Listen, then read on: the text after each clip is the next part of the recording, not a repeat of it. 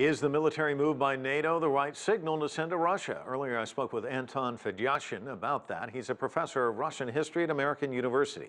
I asked him to weigh in on the NATO buildup.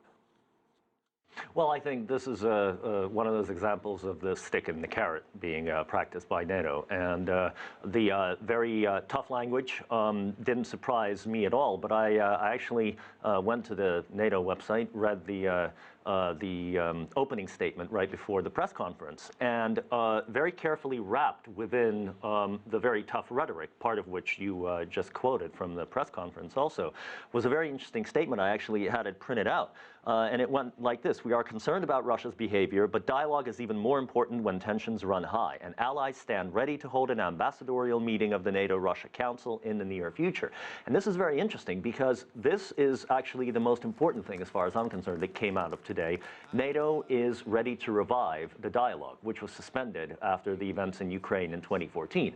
So, clothed in tough rhetoric, this is actually a breakthrough and an interesting step in the towards the Russians. So we'll see how it develops. Well, but talk to me about this two separate languages, because the outgoing NATO Deputy Secretary General said in an interview, Moscow bears the primary responsibility for the current downturn in relations with between the alliance and Russia. It seems as though they're saying one thing, but they're also saying another. Is one for one audience and the other for another audience? A lot of what NATO says, being a military organization, is for the sake of its budgets. No military organization has ever gotten increases in its budgets by proclaiming that the world is at peace. So that's natural. A lot of what NATO says, of course, is for NATO's consumption and consolidating the ranks. They have a lot of problems and disagreements, as any alliance does. The question is, what will Moscow listen to, and what signals will it choose to focus on? And there seems to be enough political will in Moscow to restart the dialogue. They've been talking about it for the past 2 years publicly. And I think what they're going to choose to emphasize and latch onto is this proposal for a meeting of the ministers to get this thing restarted. Talk to me about NATO, Russia, Syria, all the different equations. You already brought up Ukraine. It's quite a stew there. How does it all play out?